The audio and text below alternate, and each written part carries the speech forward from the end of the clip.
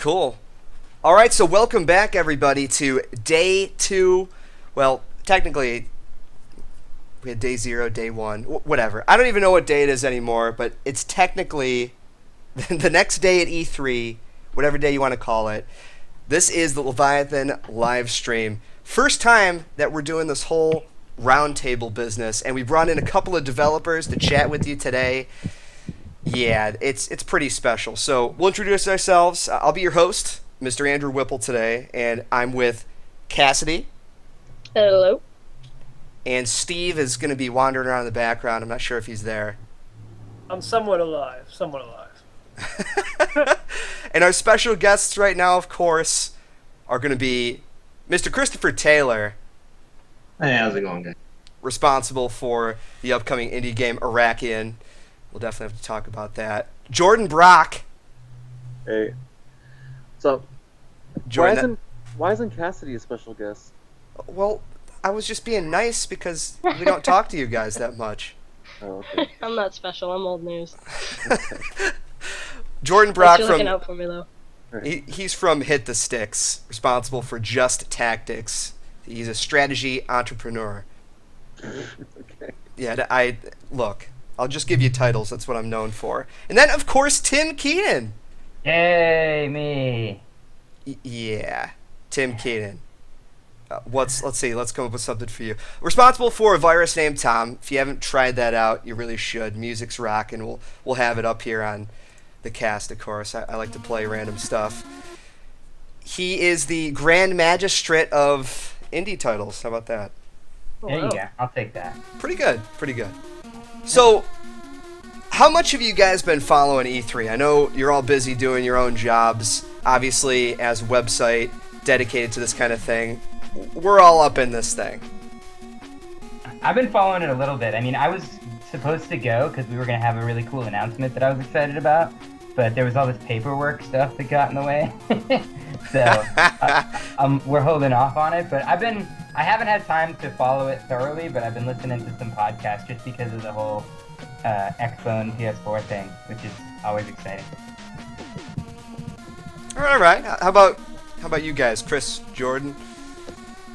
I've been watching it on my computer, obviously on and off. We're sitting here working on the game pretty hard, so we haven't been able to pay attention to it too much, but I have liked a lot of what I've seen because obviously this is the E3 going into the next generation of consoles, so it is an important E3, I believe, but obviously there's a lot of disappointment coming out of the Xbox One and to a further extent the PS4, but overall I think it's been a good show so far.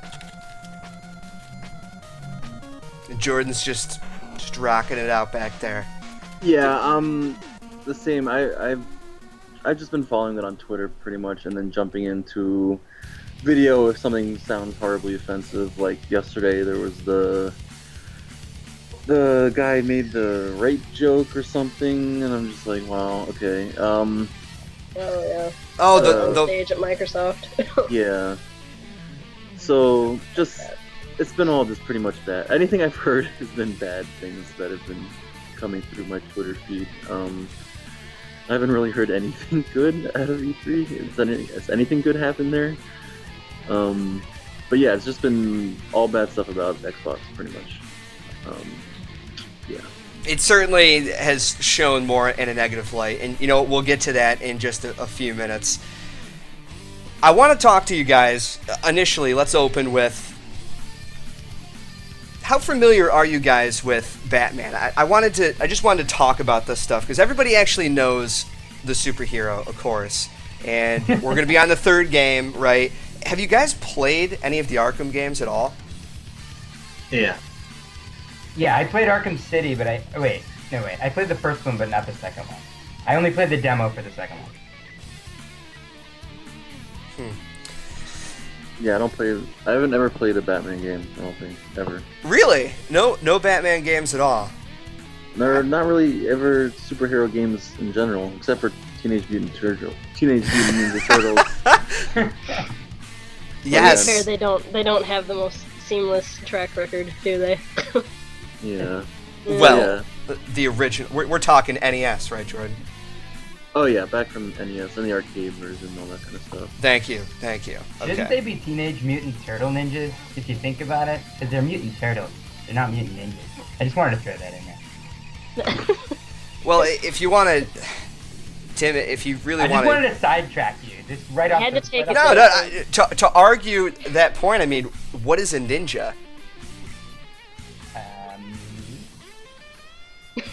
All right, so there it is. Batman's a ninja, sort of. I guess.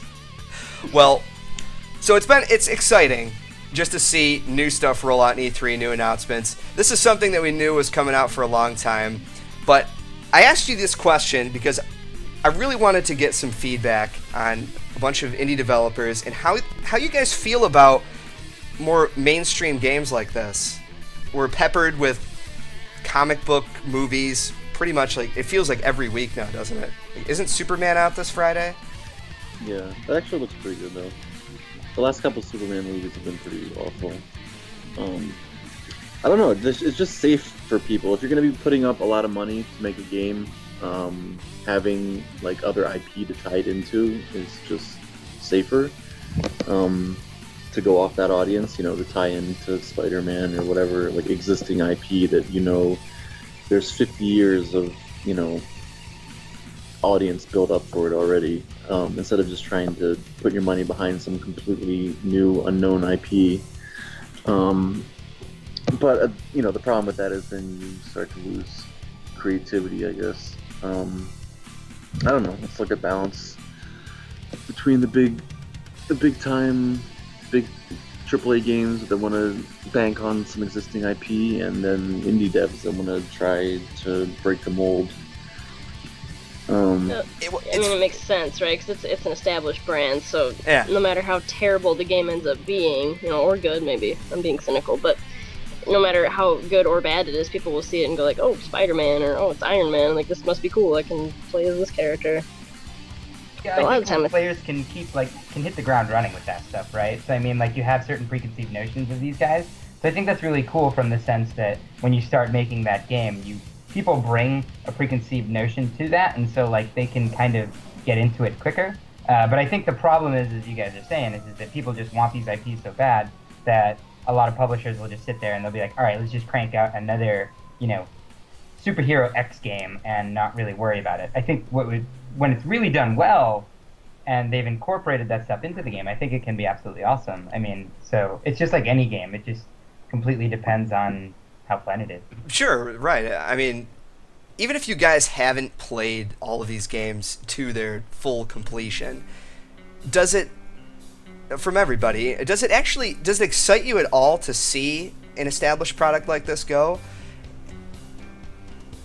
I think it excites me. I mean, I think that if there's any series that's doing well, I mean, they're doing something right.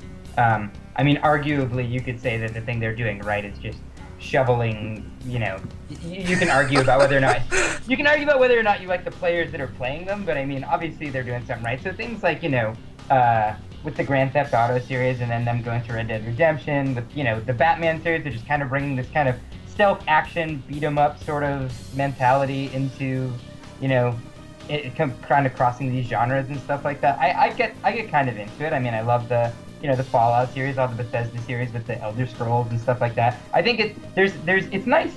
People hate on sequels a lot, and I admit that there are a lot of them. But if it's a franchise that you like, then it is cool as long as they're pushing it in that direction. I think. Chris, how about you? What do you think? In regards to franchising games, I think that's perfectly fine. It helps developers make additional money. I don't necessarily like what comes out, but in regards to E3 for indie games, I think PS4 and Xbox One have shown a lot of great indie games that are being developed, and they are working with the developers for, like Transistor, Hohokam. They got Outlast and Galaxy. There's a lot of more opportunities for an indie dev right now than there used to be even 4 or 5 years ago. Well, I wanted to get your opinions on this too. All these hidden reasons, right? Because besides it being an established brand, indie developers like yourselves, you picked a pretty tough road to traverse. and everybody has all sorts of variations on success. And you look at something like this, and sometimes I know it can probably upset people. You just slap a known brand together, and hey, people are just going to buy it overall. But you guys play games as well. It's how you got into this, right? So it's just interesting to get that perspective. I mean, I can't complain about this because these games are actually. I mean, I haven't played this one, but the Arkham games are good games, and I happen to love Batman. So, yeah, if you're gonna do it well, then that's great. I'm sure there are some not so good. Like I remember, what was the studio up in Canada that was supposed to make an X-Men game that just completely failed and didn't even finish the game? Oh man, yeah, you're right. Like, you know, so if you're gonna do it, I'm not sure. I forget what it was, but it was something where, like, you know, Activision had given them like millions of dollars, and they weren't even like working on the game, and the game was unplayable and just terrible. And you know, obviously, if you're dealing with X-Men, you have all these cool powers and abilities, and how can you not make a cool game out of that? But yeah, it just comes down to the basics. It's like, is it a good game or not? If it has it, yeah, like someone just said, that if it has the extra IP tied in and that helps sell some more, that's just icing on the cake, I guess. Mm-hmm. Plus, it gives smaller developers a chance to actually develop, properties. For instance, you have a gazillion making the Marvel heroes. You know, chances are good they would have never gotten money to make a game of that size without a Marvel backing. It's true. Yeah. Yeah, definitely. That's the whole point, right? You have to build up something, even if it's ridiculously popular. It doesn't mean. How long did it take for comic book games to actually get good, right? I think it was Batman. No, I think it was like Spider-Man 2, right? That copied like the Grand Theft Auto formula, and then it sort of got popular. But I feel Batman is really still considered widely the best comic book game. It's almost like the polar opposite to how video game movies just never seem to work, right? Maybe someday we'll get that video game movie. I mean, Marvel vs. Capcom, pretty cool games. But I wasn't a fan of the Spider-Man games. I don't know why, but The Beanox ones or the older ones? like the newer one, the one where you sort of like swing along the sky magically. It's like real life, right? Yeah, like I think that guy is on Kickstarter, right? The guy that made that is on Kickstarter right now with a new game that sort of like looks like a Tony Hawk kind of like game where you're just sort of swinging. Energy Hook? Yeah, I think that might be what it's called. Yeah. But yeah, I wasn't a fan of Spider-Man. But Marvel vs. Capcom, that's like such a cool fighting game where you have like all this whole universe of characters.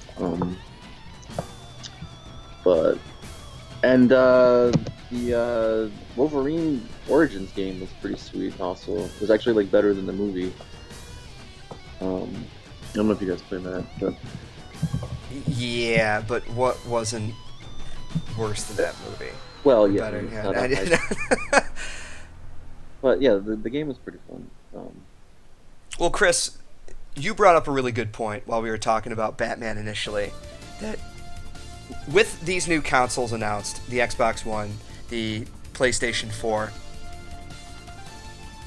it's now going to be easier to transition your workload, what you're deciding for the future, and you put it into console gamers' hands. Like that just, to me, before, I'm ignorant on the subject, obviously, so maybe you three can put a little bit of insight on this. It's been the easiest to operate on the PC, right? That's it. You work on the PC and you're good. Oh, did I skip? Oh no, it was somebody else came up over top of it. So I guess what I'm asking is, with the Xbox One and the PlayStation 4, does it excite you guys at all to be able to maybe someday actually develop for one of those systems? Do you think it'd be easier? Yeah. I'm personally developing in Unity, so it exports to everything natively. So Yeah. it's not a big deal for me one way or the other. Unity will support them, which we'll go to. Obviously, they have hardware that's very similar to a PC, AMD chips and whatnot. but Unity should support them fully, and anybody that isn't developing or is developing with their own engine should be able to transfer pretty easily, considering how similar they are to PC. Yeah, the PlayStation 3 was the one really weird one where it was like their cell processor or whatever, but now they're back on like a normal like x86 processor, so it should be pretty straightforward. Well, right now, Tim, I think you're the only one you put a virus named Tom on the Vita, right? We're in the middle of that, yeah. Right. So, how actually was that? I mean, it's obviously not any of the new consoles, but was it pretty difficult as opposed to just maybe developing for the PC? Well, this is completely biased, but I think everything's going to be more difficult than developing for the PC, because what you're developing on, or at least in my case, in most developers' case, is like the PC, or a Mac or Linux or whatever. So developing natively on that system is pretty good, and just the way that it handles, because it can handle multiple applications, and it's just kind of the standard. So that's always really easy. And then when you go out on something like Steam, then that's even easier, because there aren't as rigorous with the QA. They'll give you Steam keys, all this kind of stuff. So I think that developing for PC is kind of just almost like the de facto default for me. And then developing for these other systems, then that's when you start having to tweak things. And that's when maybe the engine that you picked, or the technology that you picked, or what you're going to do with that comes to bear. But to your question about the PS4 and the Xbox One, I think the thing that most excites me, I think no matter what, I can get my games on there, like as far as technology is concerned, and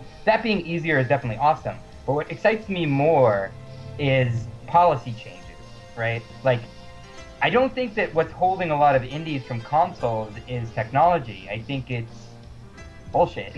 Yeah. Yeah. It bears mentioning too, like at their conference, Sony actually announced that indie developers would be able to self-publish on the PlayStation 4.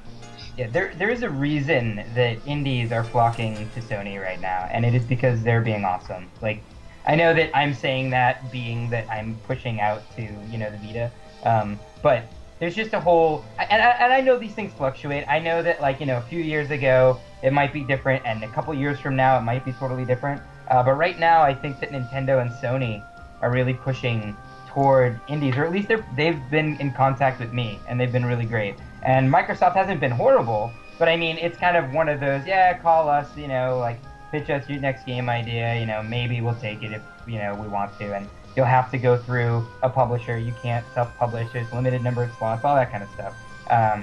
So, I mean, Nintendo, even on their eShop, is letting you set your own price. Which, Microsoft is, hard-lined about setting your price and stuff like that. So it's like, I'm kind of more excited about the competition and just all this mobile social stuff and all these new marketplaces that are arising, putting some pressure on some of these console manufacturers to just basically be kinder and gentler to indies, I suppose. Do you really think Nintendo's being that kinder and gentler? I mean, to me, it seems like Nintendo's attitude is just like, we're gonna make Mario and Zelda, and we don't care about any third party. Even like, didn't EA say they're not gonna make games for Nintendo? Like, what did they do? Oh, did they? Yes. Because I mean, it seems like Nintendo's policy has always been that they only care really about the first party, and that any third party, even if it's Activision or EA or any publisher or studio, they don't really care about them. Well, it's been their Achilles heel, right? I mean, I think at this point, Nintendo is one of those companies where you get excited for their first-party games. I don't think anybody's buying, the Wii or Wii U for the third-party titles. It doesn't really happen.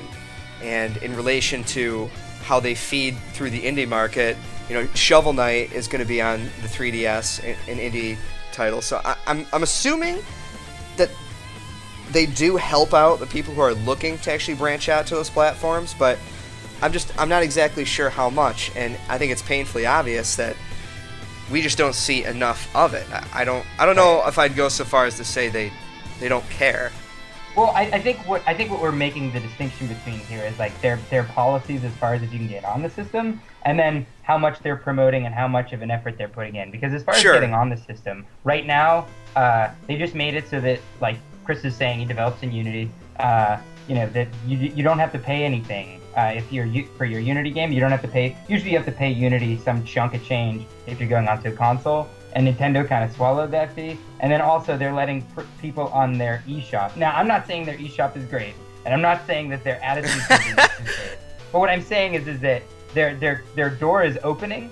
And some of the things that they used to do, like I think that they used to have a minimum that you had to make before they would pay you out anything, which was really painful to indies, because to a big game, that minimum wasn't too big. But I think that like Retro City Rampage got bit with that, and a couple others. So I think that they're removing that stuff, and then they're allowing you to set your price. And so like that eShop, which was what WiiWare was, is now in theory much more friendly to indies than I would say XBLA is. However, I mean, is it too little too late? Like, are you going to get promotion on there? Are you going to get anybody getting your game? Who knows? So it's like, it might just be that they're making their policies more friendly, but the overall atmosphere they've created over the last couple of years makes it move. I don't know. What is to you guys, like, describe to me what would be the ideal platform for indie developers to go to? Like, what would you want, like, specifically from a company to do for you? Is it promotion? Is it kind of letting you do your own thing with prices and sales and stuff like that? This is such a tough one, because I think this has to do with this classic battle with indies of curation versus not. Because I think what happens is you want to be on a curated channel so that you won't get, it won't be like the App Store where, you just get lost in the sea of all these games. But at the same point in time, that curation, if you're not in the in crowd and you don't get curated, you don't get, put to the front, then you hate curation. So it's kind of one of those things where, like, in an ideal world, you jump on this curated channel where you got featured a bunch. But then at the same point in time, only so many people can be featured. Yeah, I think right now Valve has said that Greenlight they consider to be like a failed experiment for them, and that they want to figure out a better way of filtering through the indie devs and whatever. So to me, ideally, it would be Steambox or Piston or whatever they're going to call it, because it is a Linux platform, but it is it's unified hardware, so you don't have to worry about this person has this graphics card and this person has that graphics card and this person has Windows 7, this person has Windows 8.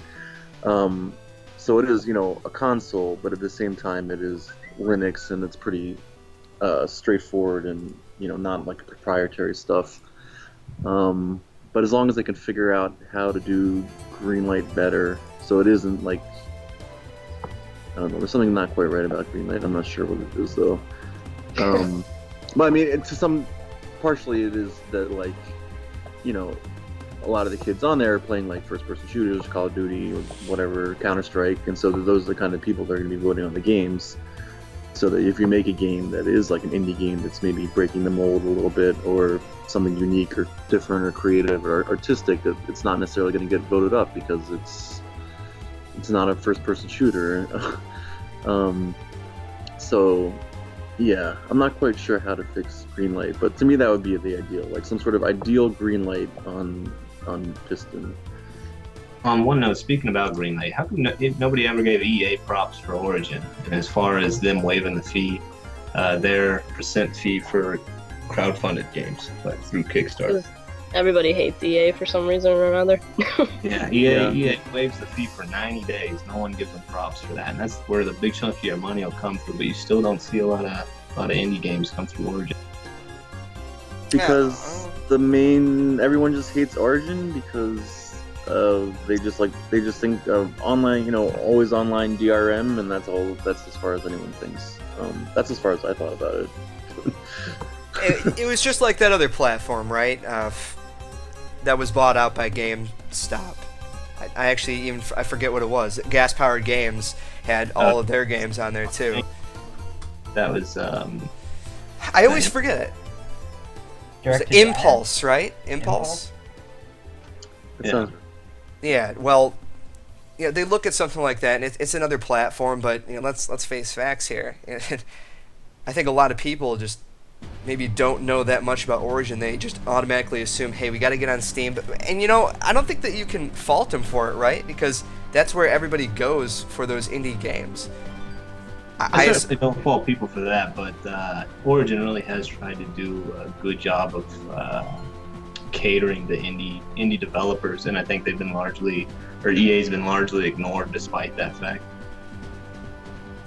I'm not exactly sure what kind of indie titles are even featured on Origin. Is there actually a lot?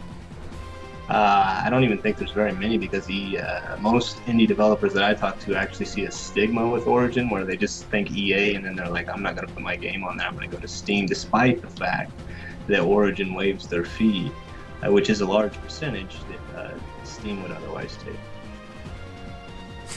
Interesting. I honestly didn't know that at all, and that shines some very different light on the subject. Huh. I don't know. Still, would you guys consider... Are you excited for any of these announcements, though? Like, for the new consoles? What about, like, the Ouya? I don't like the Ouya, but I'm really excited about the PS4 and the Xbox One. I think it's been way too long since we've had a new generation of consoles, despite some of the stigmas that are coming with them. I really appreciate just them coming. Yeah, I like the idea. I mean, I make a lot of the games that I make, I can't help it. I make with controllers and the living room TV in mind, just because I love co-op, couch co-op, and stuff like that. So I'm always excited about any kind of console or anything like that. But another thing that I'm kind of excited about is just new features. Because, I mean, consoles are kind of frozen once they come out, right? So, I mean, like, you can sit there on PC or another marketplace, and you'll be like, oh, now they have, Steam trading cards or whatever they have. And well, I guess that's not really any kind of hardware feature. But the fact that they talk about... The fact that they talk about things like, having a share button where you can share things with your friends, or doing new things with movement controls or anything like that. Like, it's not, I don't want my game to be gimmicky and to just throw everything in there, but it's nice to have this new toy box of things where you're like, oh, this game idea, like, that works really well with this, and how could I exploit that? I think that's what's kind of exciting. I agree. Do you think it would ever be possible? This is something that, Jordan, I sort of was talking with you about it when we were exploring, just tactics, but with a strategy game, because with Chris, developing Iraqian, and it's a very different style, since it's not strategy at all, obviously, and then Tim, Virus Named Tom, your other stuff that's coming out as well, just a straight up strategy title. I want to see these new consoles really explore different genres, not just cater to indies in general, but to really bring that stuff out there. Because let's face facts here, even though we've seen titles like Halo Wars and Supreme Commander, actually make it to console, who's playing that stuff? They're not. They aren't. So why? It almost makes me wonder, why bother? And then that also in itself asks another question. Why do people even take a chance on genres like that? Forgotten. Yeah, I think that PC lends itself to a lot of genres. I think that the genre difference a lot of times comes down to controls. Like, real-time strategy games are just so much easier with a mouse and keyboard, until, maybe someone comes along with an awesome one or whatever. I mean, look what Halo did with the first-person shooter, right?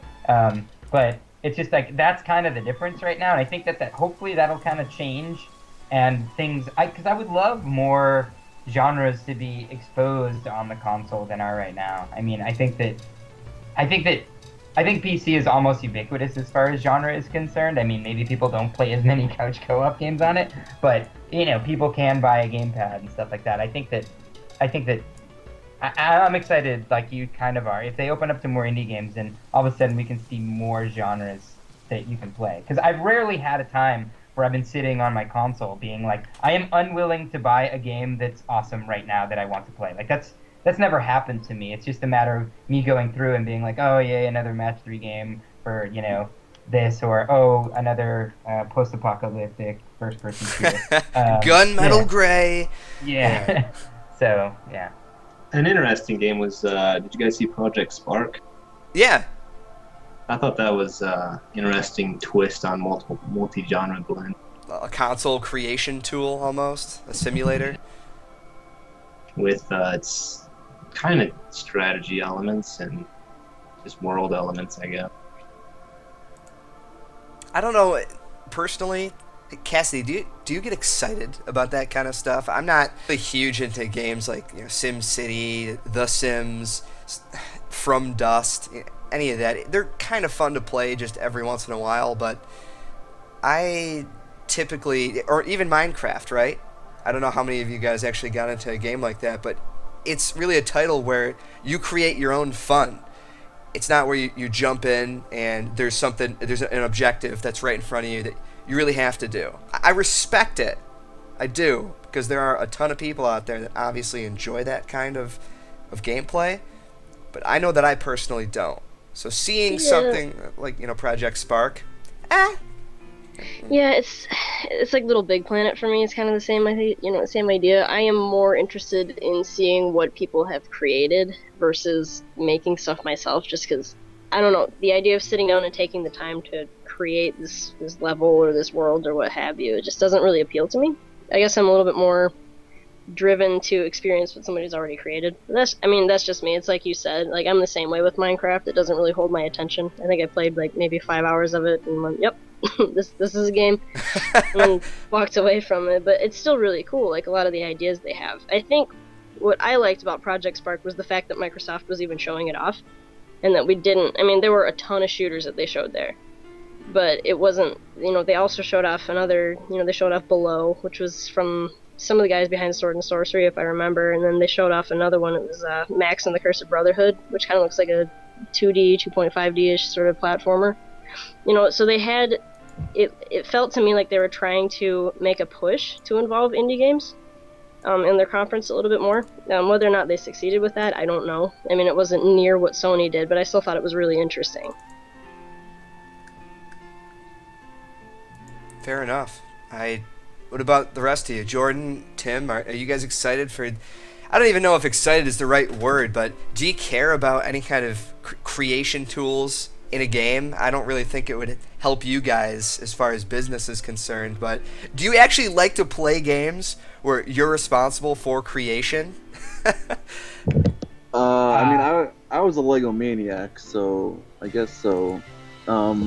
As a kid, I was just nuts with Legos, and to me, that's the same thing. I mean, Minecraft isn't really a game, in my opinion. It's like Minecraft's not a game; it's just a sandbox. It's like the world's most simple 3D modeling program. Basically, it's just the tool. It's a tool.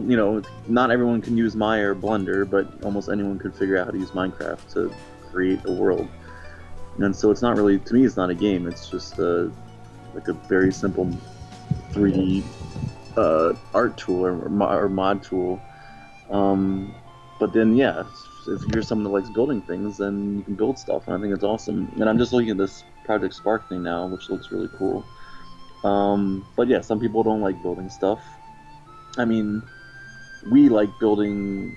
Obviously, I'm assuming that we know how to use the more higher level tools, so we don't need to use Minecraft to make our games. I mean, if it would be funny if like some like professional team made their game in Minecraft. That'd be kind of cool. If you play people's Minecraft levels, a lot of them are like little games.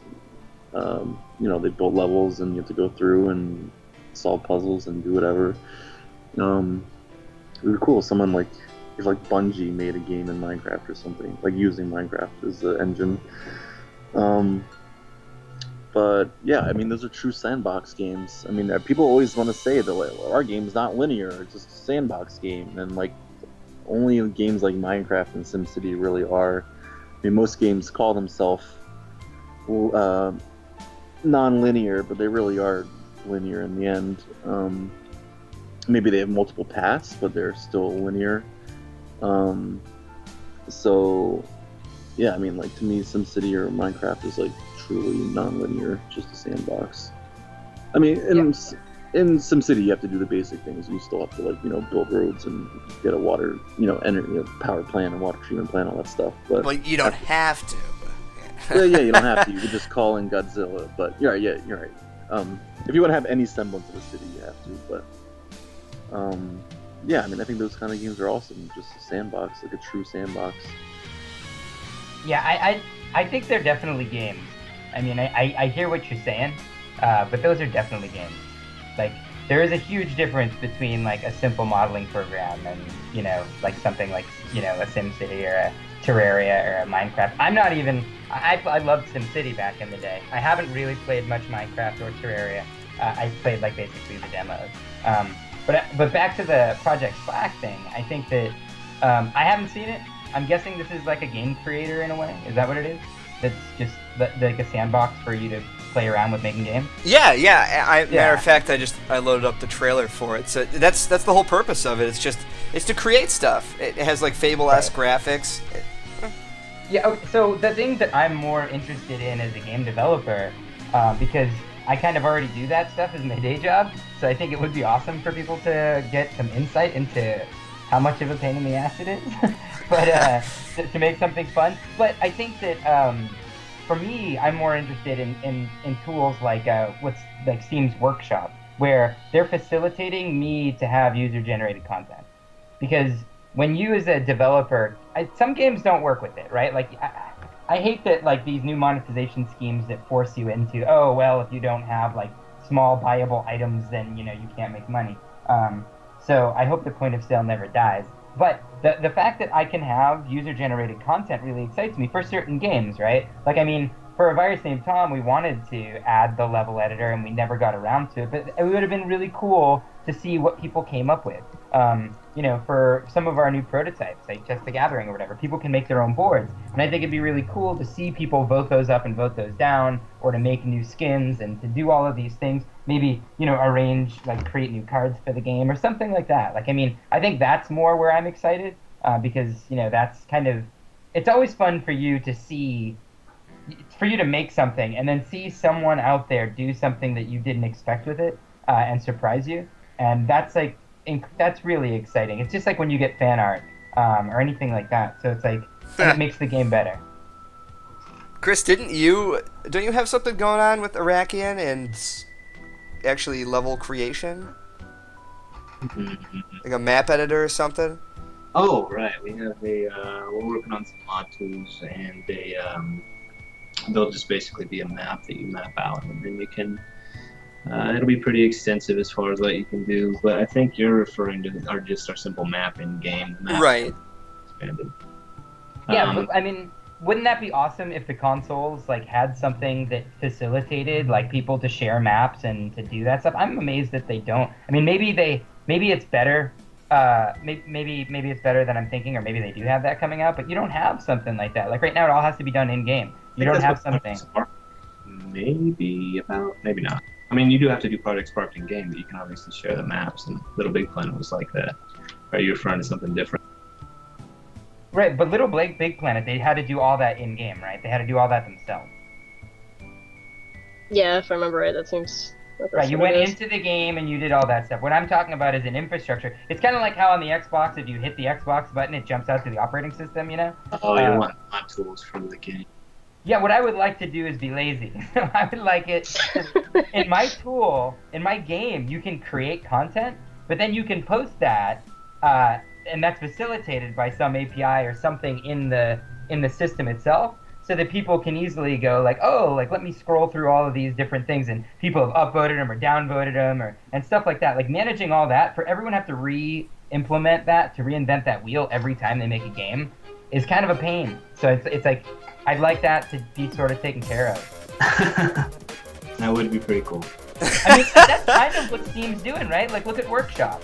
Right? You go into Workshop, and it's an API, and people go in and they can upvote and downvote, and they can scroll around and do all that stuff. And then in the game, all you have to do is generate that content, and then have that saved somewhere to the cloud, and then people can exchange. The future just looks so bright, doesn't it? Especially for developers like yourselves. Yeah, it's a really exciting time to be developing. I don't even know what to say in regards to that. I don't know if you guys caught the press conferences when they actually aired, but I think Jonathan Blow said it best. Hey, with the PlayStation 4 at least, I've just never had this level of trust and integrity when it came to developing on a console. I already have a PlayStation 4 dev kit sitting in my house, like right now. Yeah. I mean, I agree with that sentiment. I mean, that is John Blow, so I mean, like, there are a whole lot of people that are excited about The Witness, so, you know, him getting the dev kit. But at the same point in time, I can totally understand that. Because when I was, you know, just like 5 years ago, if you were trying to deal with, you know, first-party publishing and getting a dev kit, they just look at you like you had 3 heads. And now it's like that's a conversation that you can have, I feel. I mean, a little bit's changed. I mean, I was, you know, our little studio didn't have a title under its belt yet. But I mean, at the same point in time, like there's no way, I don't think there's ever been a time that you've had more of a shot to get your game on a console than you do that. I'm certainly looking forward to it. I know that. Now, I want to transition just a little bit as we've sort of just been going all over the place talking about, of course, development, maybe how some of the higher AAA games directly affect indie games, and maybe just you guys someday developing on one of these consoles, which is exciting in itself. But I want to ask, when it comes to original titles, something just purely seminal, when it's showcased on the biggest stage in video games like this, how do you feel when a company like, let's say, you know, Insomniac or Sony Santa Monica, any of those guys try something completely new, just 100% original, like Sunset Overdrive? I don't know if you heard anything about this, but it is, how would you describe it, Cassidy? It's like a jovial zombie shooter based in Jet Set Radio Future. Yeah, I mean that comes pretty close for me, I guess. I don't know. It's weird. Like it looks kind of like weird. Fortnite. It looks like Fortnite, the Epic game that we haven't seen much from. But I don't know. It's really bizarre. It's like flavors of Ratchet and Clank, but then you add in hipsters and weird guns and Borderlands ideas, and it was really weird. You could I mean, I think as an indie, and I have to run after this, just so you know, but I think as an indie, anytime you see innovation, I mean, I think as a game maker, AAA, indie, anything, whenever you see innovation, I think you get excited by it, because, I mean, we love games. I mean, I don't know anybody who makes games that doesn't like playing them, so anything new and innovative is just going to be just exciting. I mean, it might flop, but I mean, that'll teach a lesson. It'll be like, all right, let me not do that. Well, but that's another point, though, too. You know, as an indie developer, usually you don't have that kind of chance, right? You know, if it flops, then who knows how much time you actually put into it. And this gets me to, like, this point that I always find so ironic, is that everyone's like, oh, like, the classic stance is that indies can take risks, whereas big companies cannot, because there's, like, so much investment. But as an indie, like, I don't feel like I can just be like, oh, I'm just gonna fart around and take all these giant risks, because if one game fails, like, I'm done. Like, I'm back to my day job. I have, you know, I have a kid, I have a wife, I have a mortgage, I have all these wonderful things. So it's like, I'm not sitting here. I'm not. I love you, honey. I'm not sitting here, you know, saying that, you know, life is bad at all. But at the same point in time, to say that indies, I get what they're saying. They're saying the AAA is, they have to make that money. They've got this huge overhead and all that stuff. So they go with the safe bet. And that's a little bit different from saying that, you know, indies can take risks. I think they do take risks because they love what they're doing and they want to. But I think it's just as difficult for an indie to pave, you know, new ground as it is for AAA, just because, yeah, like one and done if it flops. Yeah. Yeah, I mean, that's a good point. For every 1,000 indie games you got maybe one that ends up being popular. Yeah, exactly. Oh, sorry guys, I gotta run. Nice talking to you. Thanks so much for having me, and nice meeting you, Chris and Jordan. Yeah, thanks, Tim. Feel free Yeah. to drop by tomorrow, too. You know, we've got this thing going on for quite a bit. But what do you think, Chris, you know, in regards to this, originality from an established studio? Oh, absolutely. I think whenever you have a new console coming out, you're going to have a lot of new IPs come out, because, you know, this is the one time where they can take risks and people buy the console and they're like, oh, that looks fun, I'm going to buy it. Whereas when it's been established, you know, they're much less likely to do something. Akin to what Tim said, you really do feel that way, right? Like, you really had to think to come up with your idea for, well, I guess use Iraqian as an example. You know, how long, if you don't mind me asking, how long did it even take, you know, to come up with that idea? I was developing, or at least I started the game design document when I was in college, so maybe 4 years for the whole design document to finish. And what would have happened if just you finally get into Unity, right? And it doesn't really come together, that well. Like it's you start over from square one, right? It's your idea, but it's crazy to think like that, isn't it? Yeah, I mean, if it flops, it flops. Obviously, we've been pretty successful so far, but I really hope that people like it when it comes out. That'll be the telltale sign. How about you, Jordan? I don't know. This Sunset Overdrive. I'm just looking at the Sunset Overdrive. It kind of reminds me of It's nuts, Mirror's isn't Edge. It kind of reminds me of Mirror's Edge. Mirror's Edge, not in style at all. Obviously, they're totally different art styles, but the gameplay kind of reminds me of Mirror's Edge, and I don't think Mirror's Edge actually sold that well. So No, it really didn't. Is Yeah, I mean, Mirror's Edge the launch day for those guys? I know it's coming out. I just didn't know if it was launch day. Yeah, you did hear that? Yeah, Mirror's Edge 2, man. Yeah, it's real. oh, really? It that is, the yeah. launch for PS4? Oh, that's cool. How crazy is that? It's See, it's funny that you bring that up, and then you don't know. You're like, whoa, yeah, all right, cool, yeah. Yeah, but there are always cool games that are like. Do you remember like Okami? Was one of the last. Oh, of course I remember Okami. Yeah, that also didn't sell well. So anytime they try to make something, it fails. So I guess that's why they don't do it, and then they just make the go Michael Bay style and just have lots of guns and explosions. Now, I'm a bit disappointed with the abundance of first-person shooters for this generation. A lot of the IPs are first-person shooters, and it makes me sad. Well, like There what? were a lot. Yeah, no, there were a lot of them. I kind of felt the same way. Yeah. I like shooters, but like I'm just watching it going like this is shooter after shooter after shooter. I'm like, come on, is there anything else we could do? Yeah, that's pretty much how I felt the whole time. I'm like, I like shooters, I don't like them this much. I'm just waiting for somebody to come out with Guns with a Z, the game, just for fun. Because remember Black? They had it established as gun porn. Like when you'd reload, it would blur everything out, and it would just like zoom in to the gun, like you're reloading it. It's like, oh, okay, shoot, I get it. And that was last generation. But what kind of? Could you give us an example, Chris? Like, is there something that you really didn't care for that much that you thought was like sort of overblown? Honestly, I know a lot of people are impressed with Titanfall. I wasn't all that impressed with it. And he'd come out and says, "You've never seen a game like this before. No one's ever done this." I was like, that's a first-person shooter with a few quirks. You're hyping it like it's this brand new game, and it just really didn't meet it for me. I know, a lot of people on my team are really excited about it, but it just didn't do it for me. Have you seen the trailer for it at all, Jordan? I was just about to look at it, but yeah, I mean, like I talked to someone at Activision recently, and I was talking to them about like what they were doing in terms of like picking up studios, and it seems like their thing is just to put all their eggs in a few baskets and just like make as many Call of Duty games as they can. You're on Activision there. It's Activision's a massive game company. I mean, that's not just Call of Duty. That's Activision Blizzard. You got right. World of Warcraft and Skylanders, and Skylanders is a huge game for them.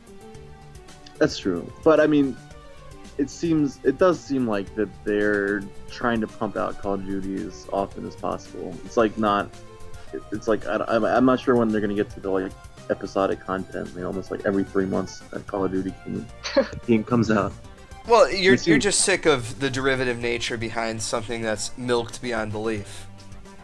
Yeah, I mean, because it's like at some point, like I remember when like the sports games would come out every year, and you'd like, if you bought 2 years in a row, there wouldn't be that much of a difference, and except the rosters would be updated or whatever.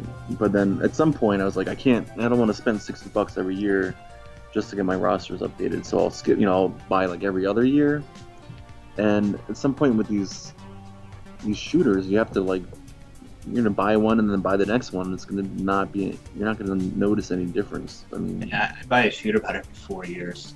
Like it's been updated with graphics enough. I'm gonna get it. Well, I mean, like what Chris said, it looks like a shooter with some quirks.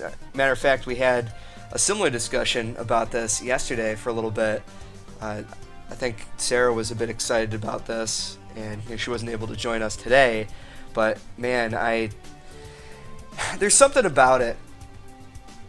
I want to play like the contrarian here for Titanfall, because it seems really cool how they're mixing and matching different things that work in the industry, right? Because isn't that what the games industry is? Pull from the games that work and then make your own masterpiece from it. That's how we get it, right? Because like for Arakian, you built it off of, it looks like Legend of Grimrock, right? And then you also have the Bastion art style. So you refer to those games so people can get excited about it and understand, all right, I've got a comparison here. I know exactly what I'm looking at. That's cool. But Exactly. I just, personally, what is it? You know, I could be upset, like Jordan, and say, this is Call of Duty with mechs, right? It's got the HUD. If you're watching right now, you can see it's a glorified like Hawken. It almost looks exactly like that. It moves just as fast as Hawken, maybe a little bit slower. It's got the whole thing where you shoot a dude and plus 725 XP. And you can grab the missiles and throw them back, and that's cool. And the most exciting part, Cassie, I think you agreed with me yesterday, right? The most exciting part from at least the trailer that we saw was that after the dude got blown to shreds, he ejected and he actually latched onto the mech and he shot a piece and destroyed it. Things like that are pretty cool, but are you going to buy the game just for that? Yeah, it's becoming a tired formula. I don't know. I feel like that's been a trend. Like the shooter has been a trend of this generation. I don't know if that's because multiplayer's kind of come to a head on consoles or what it is. But I mean, I like to think that it will eventually die down a little bit and not every other game will be a shooter. That's kind of my hope. Because again, I like shooters, but I also like, I like a good platformer, and I like a good puzzle game, and I like a good adventure game, and it's like, love to see a little bit more of that come to the forefront. Well, so let me ask you guys then. This is for Chris and Jordan. You guys seem like you're on the same page when it comes to shooters in general, right? You guys obviously are not developing a shooter at all. So, what would you like? I like shooters. I just don't need one every 2 months. Right, and that's what it feels like. That's what you were saying. But what do you guys want to see from the future of shooters? I mean, what's there left to do?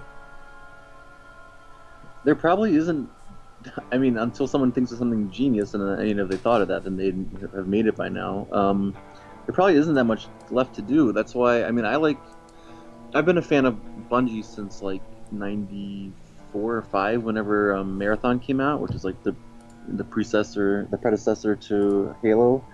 And I've just been a fan of those games not because it's a shooter necessarily, but because of the atmosphere and the story. I mean, I guess at this point, Master Chief has kind of played out with the Space Marine armor stuff, but just like the mood in Marathon, I really liked it, and it was just the mood. It scared the hell out of me when I was a kid. I'd like put on the Alien soundtrack in the background, turn all the lights off, and play Marathon, and I would just like jump out of my skin. So I like the storytelling. It wasn't just about shooting people. And yeah, I'm not sure how much thought this story goes into like a Call of Duty game at this point. I mean, people like the multiplayer, but you can't keep coming out with a new multiplayer game so often, because then that spoils the game. You want to get really good at the game and have it be like an esport. You can't keep switching it up so often.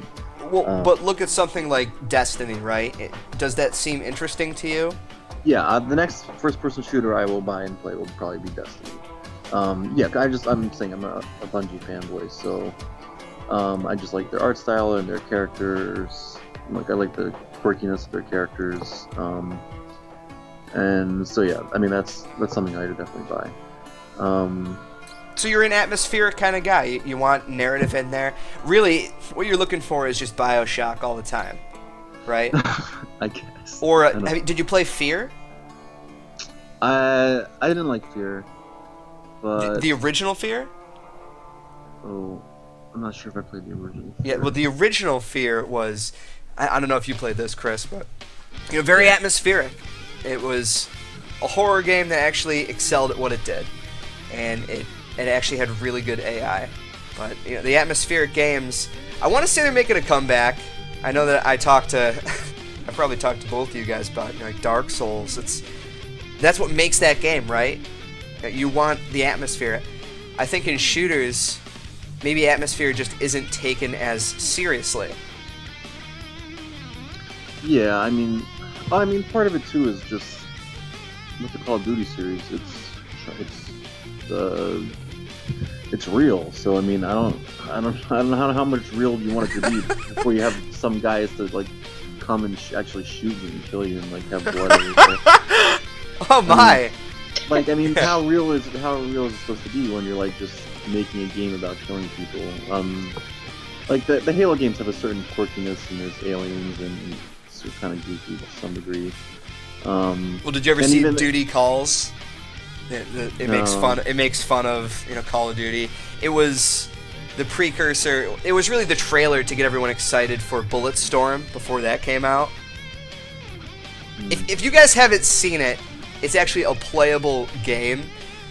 You could just watch it on YouTube, but hilarious. He shoots one guy and he gets promoted to Sergeant, Master Sergeant of the best sergeants. Yeah, I mean, yeah. So the game that has some humor in it, like Half-Life or something that's has some character and some humor, and then it's not just like glorifying wars. I don't know, something I'd rather play. Yeah, it's not violence. It's an interesting opinion, and I'm with you 100%. I think what you said really hits home on the whole thing. You're just looking for more narrative and atmosphere, from those shooters, and probably just more originality in general. How about you, Chris? I happen to agree. I think they get more concerned about multiplayer than the game itself. One of my friends is developing for a next-gen first-person shooter, and he pretty much said they just tested out the multiplayer levels over and over and over again during development, and that was their primary focus. So. Yeah, and then that's the problem, is that then if you're trying to make a game for multiplayer, but then you want to keep selling a new game, every 6 months or whatever, then that ruins the multiplayer. I mean, that ruins it as an esport. You can't baseball's been pretty much the same game for 120 years. You can't tell a baseball player, all right, you're playing baseball, and the next season we're going to be playing hockey. Like, they're going to be like, what are you talking about? And from one first-person shooter to another, it might not be a big switch, but I mean, it is a difference to switch. I mean, I know the StarCraft players just switching to StarCraft 2 was a big deal, and Counter-Strike 1.6 players changing to Counter-Strike Source was a big deal, and that's a huge argument still even. And then if you're going to come out with a new Call of Duty game every second, then it's a big deal to switch over. If you're at that top level. On a completely unrelated note, I'm sorry to interrupt you there. I was really disappointed with Epic not bringing Fortnite to E3. Was anybody else disappointed about that? That's a good point. I was surprised they didn't. Yeah. That's supposed to be the first Unreal Engine 4 game? Is that what they were saying? Yeah. Yeah. And it's incredibly unique. It looks like so much fun.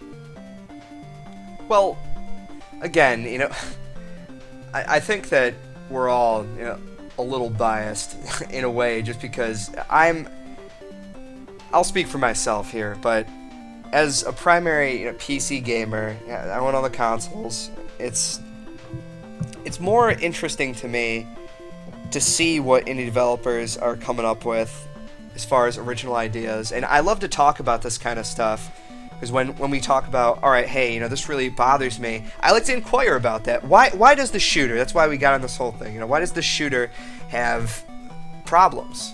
What can we do to figure that out? And you guys are the ones that, it's funny, we're going in a circle here. You can take the chance, right, on doing something, but it doesn't exactly work like that. You can't always take the chance the way that you want to. I think a lot of shooters that take chances tend to fail. Right. Like, for instance, what was the name of that game? Section 8, I think, was it? It took a lot of chances as far as when it was first released, and it failed miserably as far as how well it sold. I think it got rated okay, but, one game. All right, so transition off of this then. What else has E3 really been doing for you guys as far as just being excited in general? You mentioned, of course, Chris, that Fortnite's not there, and it is always disappointing when something just isn't there that you're looking forward to. Actually, that really pisses me off. But was there anything else that was really exciting? Did something steal the show, or your interest at least? The lack of PC game coverage, honestly, was surprising. Well, a lot of it is multi-platform, right? For the most part. Oh yeah, absolutely. But obviously we have new consoles coming out, but there were a few PC exclusives. I'm trying to remember the names right now that haven't been covered almost at all. I haven't heard much about Company of Heroes. I know that was supposed to be there. I think wasn't Sega doing something with that today? I can't remember. They might have been. I had the same thought though, because you haven't really seen a lot as far as strategy games or even like any of the more obscure PC stuff. I don't know if that's just because it's not featured at the main conferences and you have to kind of dig around for the news more, or if it just isn't there thanks to being overshadowed by next gen. But yeah, I had the same thought. What about? But Valve, Valve isn't even at E3, and they're one of the only PC-only developers left, right?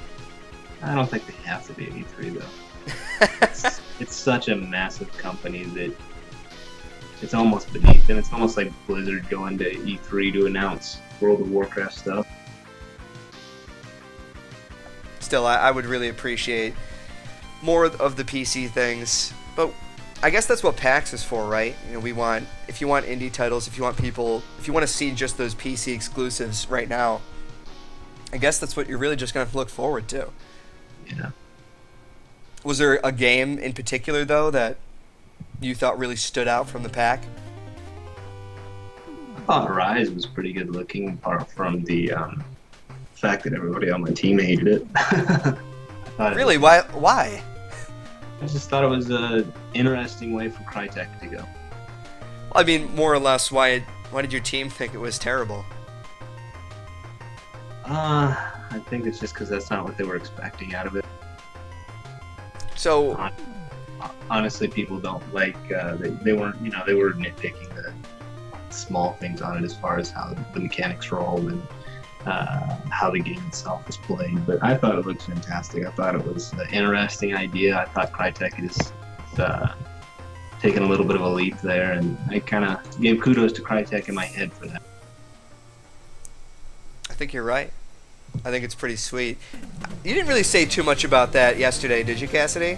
Just Rise? We talked about it a little bit. I think it was one of those that I said I want to see more about it because it looked interesting, but there were way too many QuickTime events to my taste in there, and I don't know if that was just because they were kind of showing off the different features and it was more of a vertical slice type thing, or if it's really going to be like that. That's why I think it was just sort of like, I would check it out. I think they came out later and said that the gameplay was adjusted for the E3 game. That's what I was wondering. Yeah, because I was watching it going like, wow, this seems like a lot. That's what I think too. You gotta, come on, it's a prepared demo, right? They're not gonna have everything keyed in perfectly, and there was a lot of QuickTime events. I guess my retort for this is, well, what does God of War do? And I really do like this time period. I wish that we explored it a little bit more, to be honest. Like I said, kudos to Crytek for going there. That's really not something I expected from them. Alright.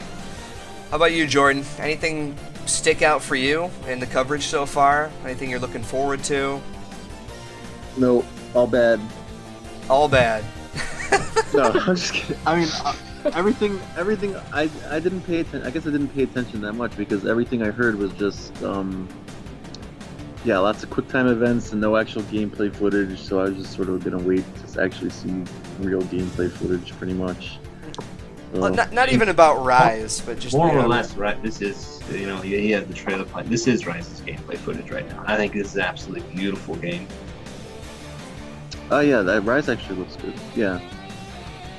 But in general, it seems like there weren't that many actual games being shown. The only one I saw was that fighting game, Killer Instinct or whatever, and then there was the story was just about how the guy was making terrible jokes.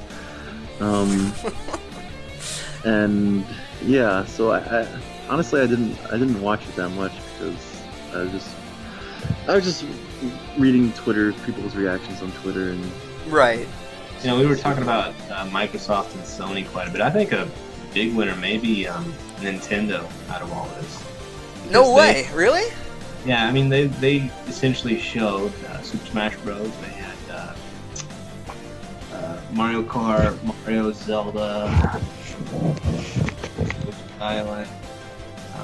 They had the Bayonetta 2, which got one of my team members to buy a Wii U. They had a lot of Nintendo. Obviously, it's a rehashing of their previous games, but if people like those games on their Wii, they're going to go out and buy the Wii U this holiday season to play those games, as opposed to potentially buying a PS3 or an Xbox One. I still refuse to believe that Bayonetta 2 is going to just be a Wii U exclusive. I still feel that at some point in time, it will hit the other consoles. I don't know about that, because I think, doesn't Nintendo own the license to it? Didn't they buy that from Sega? Yeah, and at some point, you might be right, it may go there. I don't think it will, but even if it does, it may be too little too late, and the people that bought Wii U from Bayonetta 2 hadn't bought it. So. It's one of those stories. It really sucks because I think you both are right. It's probably not going to leave the Wii U, and it's just because, well, nobody wanted to do Bayonetta 2. Sega was just like, well, not really. I'm not going to really mess with it. But Nintendo picked it up, and that's the only reason that we're able to get 2. That's a bit upsetting for me. Well, I still think at the end of the day, it may be Wii. It's not for sure, but Wii U might be the big victor towards holiday season out of it. I think it's gonna be PlayStation 4. Even someone pointed out like a stupid fact that like if you have some mom goes to the store and she doesn't really know anything about consoles or tech or anything, that she'll buy the PlayStation 4 because it says 4, so it's more powerful than Xbox One, which is only 1. And it's gonna be just, which is like a super dumb logic, but it makes sense. If you really don't know, then the 4 sounds better. It sounds more powerful. And if it's going to be cheaper than the Xbox One, I don't know. I think PlayStation 4 is going to be the winner. I mean, Wii U will be fine because everyone loves Mario and Zelda, and people buy it just because of that. I mean, just the first party titles are enough. But if you looked at the Wii, like everyone bought a Wii, but then not many games got sold for it. So. I think overall PlayStation 4 will probably come out on top of this generation. Well, I'm a cynicist when it comes to Nintendo right now. As much as I respect them, and listen, I'm a longtime fan, of course. I think as we all are, right? At some point while we were growing up, we had to have played some classic titles on their consoles and really appreciated it. But I just don't understand why can they not give us, at least the hardcore gamers, what we've really been looking for? I mean, where is Star Fox? Where is it? Where is Star Fox right now? Where's Super Spike Volleyball or Mario Tennis? I don't know. Yes. Did they make a Mario Tennis for Wii? I think they made one for 3DS. I think that's the last time we saw it, though. Yeah. I was gonna say, didn't they make a Star Fox for the 3DS as well? Well, it was a remake. Yeah. That's it. It was just it was like the Ocarina of Time. That's what they've done with a lot of games, HD and whatever. But come on, or Metroid. Last time they did Team Ninja's Metroid Other M, and that's about all that we need to say. It was a good idea on paper, but I guess that's the blueprint, right? I know that I personally would like to see some more from their classic titles. And I just don't think that I can give the edge to Nintendo in this whole E3 fiasco. It's really just about Microsoft and Sony at this point. Well, did Nintendo really have a fiasco? I mean, to me, their fiasco was a couple weeks ago when they said that they were gonna put ads up on all the, like blogger content on YouTube or whatever, which is kind of ridiculous. I mean, that just shows that they're out of touch with if someone's doing a Let's Play video and they're marketing for you, and then you want to try to make money off of them. I mean, that's that's as first party thinking as you can get. To me, it's just you're not thinking about, I don't know, anyone else but yourself, pretty much. Well, at this point, I think it's fair to say that you're not thinking like Sony, right? Who's honestly just trying to expand their catalog with getting indie developers in there, just opening up the console, right? This is the first time ever, and I mean ever, a company as big as Sony and even Microsoft have opened their consoles up and said, hey, this is exactly what's inside this thing. No proprietary hardware at all. It's essentially a PC. That's got to be exciting, especially for people like you guys who exclusively develop on the PC. Yeah, I mean, it's new consoles are basically PCs. They're just shipped up PCs. It's not going to be hard to develop for. But like I said, a lot of engines nowadays, not just Unity, but a lot of engines are starting to, if you don't make your own, are starting to export to the console. So I think that would have been a moot point regardless eventually, as long as it's going to be more whether or not they accept your title and what their standards are for accepting a title. You think and so? Sony's always had pretty loose standards, but I'm not sure how Xbox's will be. Right, but I mean, what about the whole cell processor argument that factored in last generation? Well, still currently this generation. Well, yeah, but obviously, if you make your own engine, obviously that's going to be a problem. But a lot of big engines do still export to the PS3, regardless. So. Yeah, I mean, they're letting you self-publish, and I guess maybe they're going to give out more dev kits than before, but that doesn't mean they're going to let any game on there at the end. You're going to still have to get through their QA and whatever process they have set up. In the end, it might not be hard.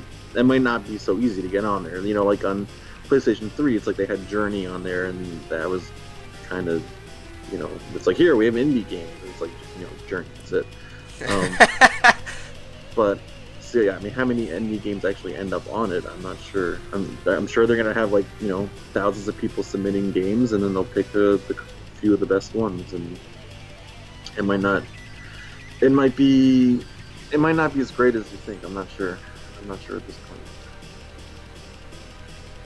Yeah, honestly, it's just hard to say what their acceptance policy will be. It goes back to the this is unrelated, but Apple rejected a guy's weather app for forever, and then they released it themselves.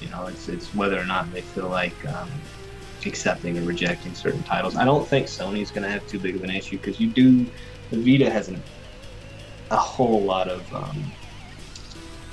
indie games on it, and so does the PS3. But in comparison, I don't know. We'll see. I do have one thing I wanted to bring up, because Chris, this is going back a ways, but you mentioned that you don't like the Ouya. Not particularly. So I'm kind of in the same boat as you, and I'm curious from a developer standpoint why you're not interested in the Ouya. Like, what's your beef with it? It's a mobile phone.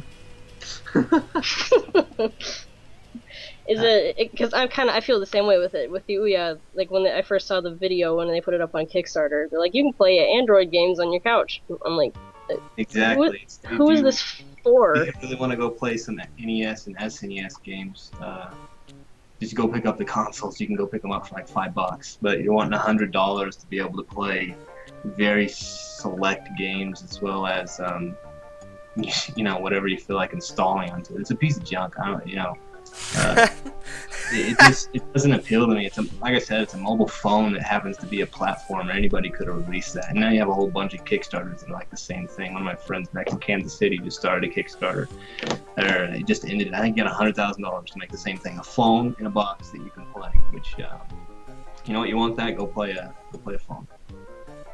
Yeah, that's kind of how I felt about it too. Like I don't know. I'm just looking at it. I'm like, I play Android games when I go to the doctor, or I'm waiting in line for tickets for a movie. I'm not sure I want to do that in my family, like my living room, whatever. Yeah, and pay $100 for it. Right. I think the original Leviathyn, when they were released, I think they had some serious issues as well. I think Yeah. I take issue with it too, just for the fact that it just seemed like a rip-off Kickstarter, right? Get people excited about it with some higher production values, but for what? Yeah, I was saying the same thing as you guys. Why wouldn't I just, if I only have $100, why wouldn't I buy another console, or why would I just not spend a couple $100 more and get a PlayStation or an Xbox? But as for a developer, the one advantage is that it's going to be completely open, so there is no approval process. So if you really are getting started, it might be a good place to get a game out. But yeah, then there's the same thing as like on the App Store on the phone, where getting to the top of the apps with the list is like a crapshoot. But I'm not excited about it. But I was talking to someone at Polygon, Chris Grant, and he really is excited about it, and he really likes it, and he thinks it's going to be great. And I'm not sure why, but he's smart and he knows the industry, so I wouldn't be surprised if it does well. But yeah, if I was going to make a game at that level of hardware, I would just make a phone game. I'm not sure why I would. I would design it with a touchpad in mind and not with a console. That's a good point. Once you get down to that level of hardware, you may as well make it a phone game, because much larger market. Yeah. Yeah, we were talking about a game. The genre of game is often dictated by the controls you have. You make an RTS for the console. So if you're going to deal with that low level of hardware, you might as well take advantage of the touchpad in a bigger market in the iPhone or something. So I'm not sure why I would want to make a console game with such a low level hardware. I don't know. It seems weird. But I guess if you have $100, then you can spend $100 and buy $1 games. But you can also buy a PlayStation 1 or PlayStation 2 or something, probably. Honestly, can't you get the OnLive console for that much? Yeah. You can get a lot of better platforms for that much. Well, yeah. while OnLive is probably still around. Yeah. That's something else too. The ability to stream is just becoming more and more popular, and that's what Sony bought Gakkai for, right? This backwards compatibility argument, I hate it, because as much as I would love to be able to just have one console, play all my PS2, PS3, PS4 games, what have you, I just know it's not going to happen. And by the time that you end up getting a console like that anyway, you're too busy playing all the new games. And usually I will go back and I'll play an older title, because that's just how I roll for the most part. Heck, I just recently went through a couple of the Mega Mans. I'm a big fan of just doing that kind of stuff. Who doesn't want to go retro every once in a while, right? Well, I agree with you. I don't really care about backwards compatibility. If I want to play a backwards game, I still have the old console. I can plug it in and play it. That's right. But being able to actually stream something seems amazing to me, because then you don't even have to worry about physical copies of it. It's always going to be there. I had a lot of problems with old PlayStation 1 games, so now you don't even have to worry about scratch discs. I don't know how you guys are with physical media, you too, Cassidy, but I've been ready to go fully digital for a long time now. Honestly, I prefer it. I download all my PS3 games directly to the, as far as console, directly to the console. So I hope that they can do more streaming. I think online was a good start. It was just executed poorly, but it showed that it was possible. Yeah, I prefer it. I feel like it's a better experience. For me, it just comes down to internet connectivity because my internet's not great. So a lot of the time, if I have to download something, I usually go to someone else's place and use theirs, or sometimes it takes a few days depending on what it is. But yeah, no, I'm in the same boat. Like I hate getting down because like I've got my consoles underneath my TV, right? So like if I change out a disc, like I have to like get down and change it and put it in its case. So it's just kind of hassle. Yeah, no, I'm totally ready for it. As far as streaming goes, I want to see better technology because I don't want like, I worry about, I guess, quality of the game. Like, are we going to have input lag issues? Is it going to look a little bit, sacrifice some of the visual quality of it just because it's over a connection versus where it's installed on a system, it's running right from there. Like, that's probably my biggest concern with it. It's like, you look at something like Netflix and you're still kind of getting some, like, it's not quite in HD, and it's not always the best looking. So if they're able to get past that, then sure. On that note, I know we're straying a little far from E3, but I did use OnLive extensively because I wanted to test out comparison. The input lag for me was null. It ran perfectly, the game itself, but OnLive would actually get the core game and they would modify it, so the graphics would be greatly modified in comparison to what the release was, and that's how they would adjust it to be able to stream properly. Huh. I did not know that. That's interesting. That is... God, that's heinous. I don't know how I feel about that, but I really don't have to worry about it. Like I said, that's getting way off the E3 topic. Right, but it's talking about. Yeah, I mean, it's interesting information. Thank you for bringing that up. Yeah. Wow. All right. It looks like you're streaming. I see. What, little Bayonetta action? Yeah. Yeah, that's, I guess quickly going back on that topic with the Wii U and exclusivity and such, I loved Bayonetta so much. To this day, I don't think a game has really struck me with a more hard-hitting ending that's just fun. That game ends. Like, you fight that boss, and he's done. Like, there is no coming back from what you do. I'm not going to give any spoilers away, but have you all played it, or at least beaten it? Yeah. No, but you can spoil it, so yeah. I played a couple hours, got burnt out. I can't. I cannot spoil it, but Chris, right? Like I said, sorry to interrupt you. One of my team members, Andrew, he is actually buying the Wii U exclusively because he wants to play that game as soon as it comes out. Its fans are just so die-hard. Did you feel the same way about the ending, though? Oh, that was pretty fantastic. I think the whole game was pretty fantastic as far as visually and, of course, the ending and that specialness. Well, while we're on the Nintendo subject, then, since we seem to be most knowledgeable on this, we can focus a little more on that. How deeply is everyone invested in the Super Smash Bros. Franchise? Yeah. Not really? I loved it when I was 10, and, when I played it, I don't even know how old I was. When I played it on 64, I loved it, and, I liked it on the Wii and on the GameCube just fine, but it's not something I'm freaking out about, personally. I enjoy the games, but it's not something I'd buy a console for, although I was pretty excited to see Mega Man. Yeah, that was the big news, really, that came from the Mega Man's finally. I don't know why it took them this long to get Mega Man on the roster, but he's there. I think the bigger announcement is the Wii Fit trainer that is now playable in there. Game changer. So weird. So weird. I don't really understand it, but I love that kind of stuff. It's just they have fun with it, and it's got such a big user base anyway.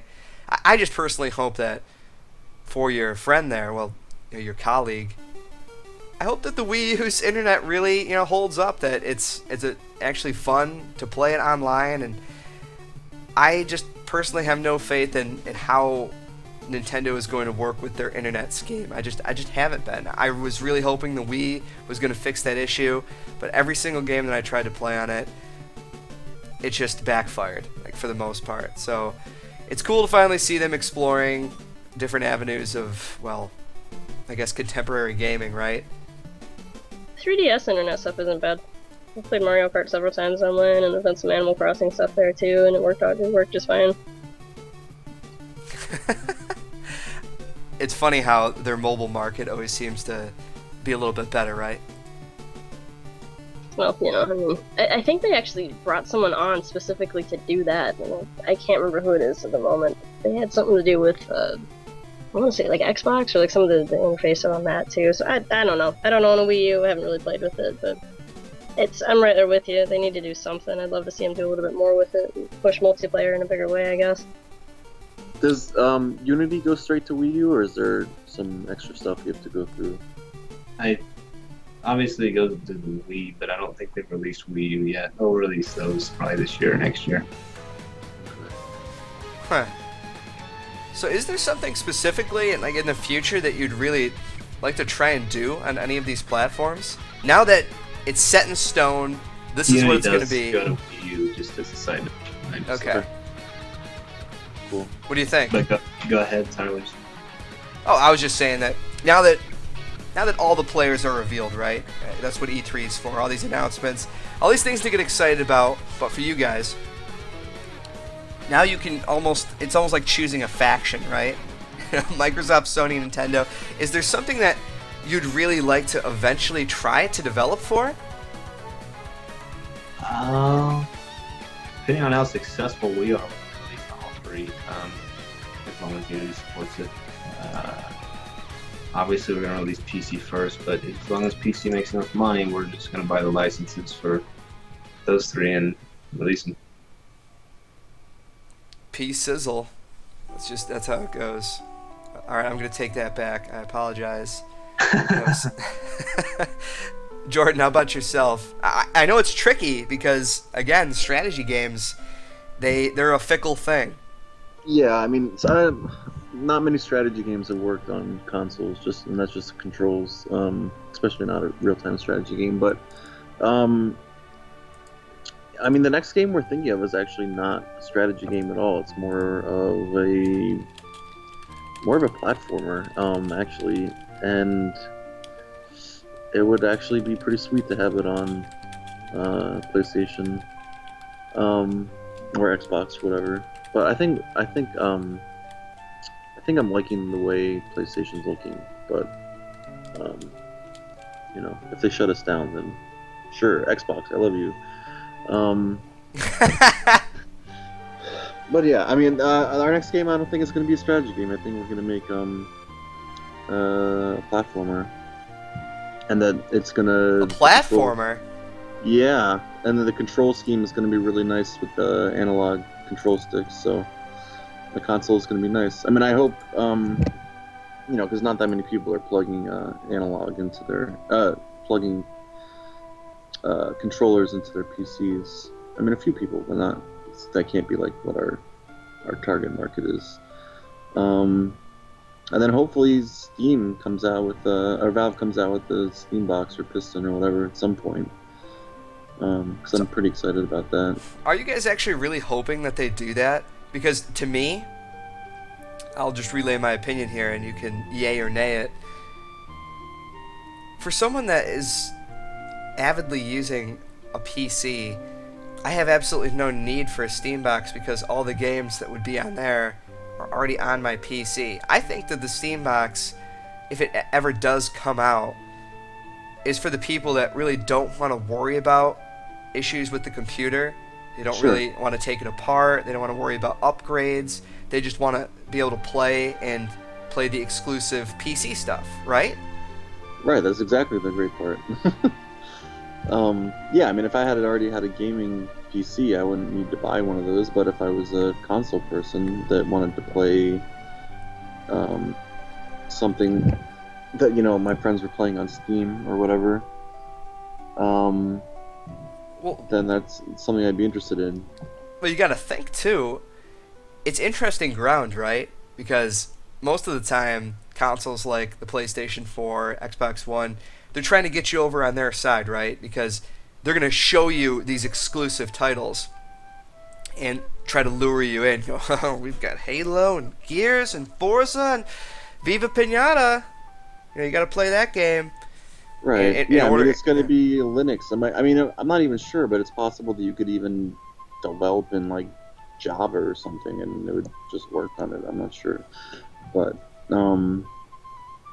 yeah, I mean, for a developer that wants to develop in Linux, to have it, your test environment and the final environment be the same cuts out some quality assurance testing probably. But Wait, does that really excite you though? To maybe as indie developers, you both. Do you think that bringing something like the Steam box to console gamers is going to increase maybe views on games like yours? Because since it's mostly multi-platform anyway, right? What's the point? Does Valve just have that much faith in the indie market that they want to put that on there? They think they're going to make a lot of money. You guys will make money off it. What do you think? I mean, as an indie dev, I'm not sure if it excites me from that angle, but just as a gamer, like I'm a PC gamer at the moment primarily, but if you told me, there's all these other console people that are playing and you can be talking to them on Steam, if it unites your Steam friend list and your ability to jump in and play with people, so you can have all those people that are afraid of building their own gaming PC, and then they can be on their Steam box and I can be on my Monster gaming PC playing them, in Counter-Strike Source or whatever. That sounds good to me, just because right now the multiplayers are all separate. I mean, to me it would be like a unification kind of thing. How about yourself, Chris? Do you have an opinion on the Steam box at all?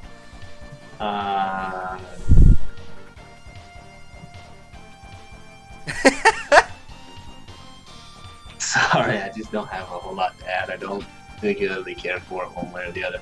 I will say, obviously Steam is a mega company. It's very, very massive. I would like to see, they keep a lot of their stuff under wraps, but I would like to see more equal opportunity between indie developers and major corporations through the Steam software. Now, if you're watching... I'm talking about percent take, specifically. Right, I just thought that maybe between you both you'd be a little more excited that people who, well, I guess really wouldn't be interested in indie games or stuff that only is exclusive to PC, if they'd be excited at getting a Steam box and finally being able to actually get their hands on it. I guess it wouldn't really matter, right? I would be excited, except I've not heard anybody that say that they're going to buy it. So I try to talk to as many people and get sort of an idea of what people are gearing towards and what people are thinking about buying, and no one is talking about the Steam box. So. Yeah, I mean, Valve hasn't talked about it that much. I mean, and their release schedules are kind of crazy. I'm still waiting for like Half-Life 2 Episode 3 from like 5 years ago.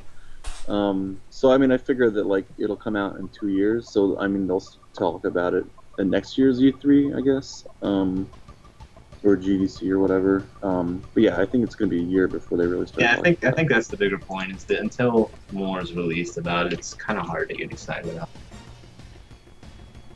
So now, Chris, you said we just had a trailer out for Mighty Quest for Epic Loot. Cassie and I both agree, best trailer of E3. It's fantastic, isn't it? So good. Haven't had a chance to really try it yet, but you said that you have. Yeah, I picked that up yesterday, actually, when a few of my team members were playing it, so figured I'd pick it up and play with them a little bit. It's a lot of fun. It's very simple right now. It's very obviously early beta, but the core mechanics are fantastic, and I think it's going to be a great game once it's finished up. How does it play? Like, what style is it? Is it like isometric? Is it like a third-person kind of game, or how does it work? It's Diablo. Okay. It's basically, sorry, there's a mower going on outside. Basically, it's two-part. It's part defense, part aggressive. You attack other people's castles, and then you defend your own. You defend your own by placing traps and monsters and building puzzles and mazes and stuff. And then that's just all automated. People come in and attack your castle. The other flip side is you attack other people's castles, and you do that by playing sort of a isometric Diablo Torchlight style view, going through the castle and attacking. The one down point I would say is it doesn't have any character customization. That is one step back for me. I prefer having character customization. Besides that, it's a lot of fun. Yeah, they didn't show too much of it. They kind of talked about it, glazed over it, and so I was wondering because it sounds really interesting. I think you can play it for $10 right now. Nice. God, the trailer alone just makes me want to play it so bad. That's awesome to hear. And I think the last little announcement that we'll talk about here before we wrap things up.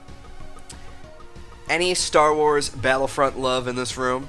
I tell you what, we've been talking about that quite a bit. I'm pretty excited for it, personally.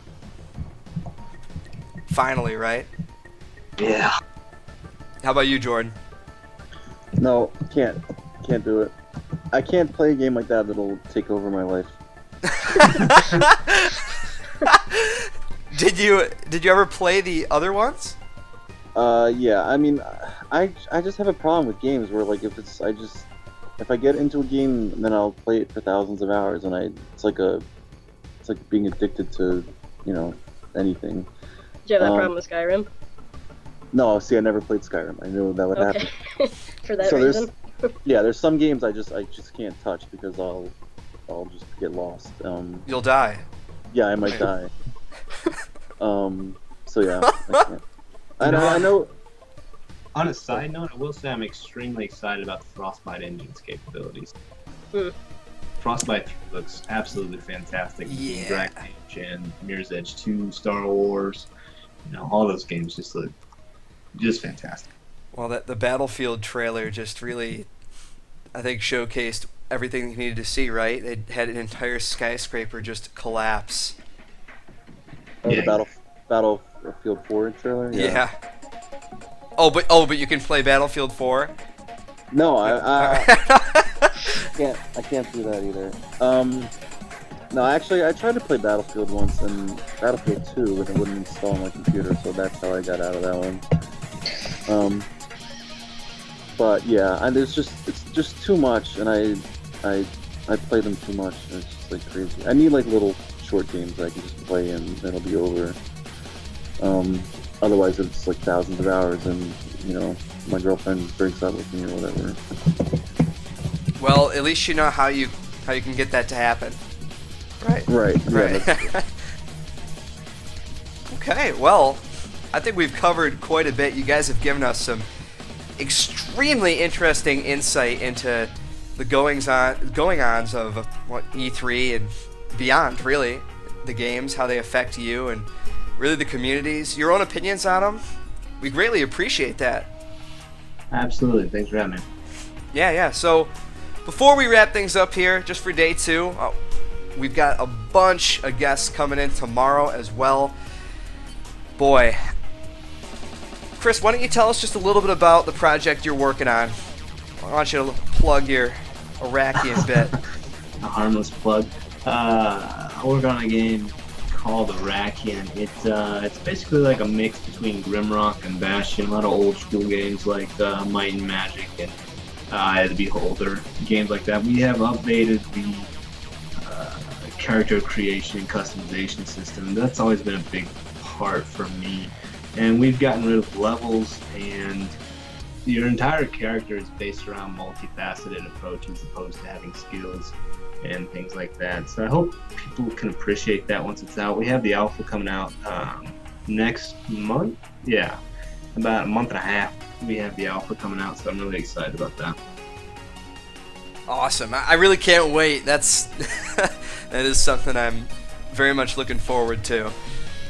And from Kickstarter as well. So a lot of really good things coming from that. All right, and Jordan, you are responsible for some kind of shooter. Who cares? Whatever. No, shooter. It's actually It's a cover shooter. With aliens. Yeah, with aliens and a space marine in space marine armor.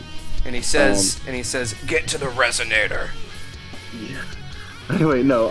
Yeah, it's just we're finishing a turn-based strategy game and called Just Tactics. It's on Greenlight right now, and we are, just trying to get it on Steam and self-publishing at the moment. But who knows who will actually buy it from us? So I think Steam is the way to go. And we are also brainstorming our next game, which I can't tell you about yet, but I will sometime. I just Awesome. tell you that it was going to be a platform and not a strategy at all. So You did. It's going to be the spiritual successor to the one true Donkey Kong. yeah, is it going to be a Donkey Kong game? The you don't know how much I'd love you if that somehow happened. That's a bit for another time, though, of course. All right. So Christopher Taylor, Iraqian, and Jordan Brock, Just Tactics. Guys, thank you so much for stopping by and discussing some off-kilter E3 stuff as we are covering everything via Leviathyn.com. So, join us tomorrow, 3 p.m. EST. We'll be uploading this in the archive as well, so you can listen to these dudes talk about, well, pretty much everything, right? We covered a lot of bases today on our YouTube channel. So give us a subscribe, check us out, Leviathyn.com. Guys, again, thank you so much for coming along, and hopefully we'll continue this tomorrow.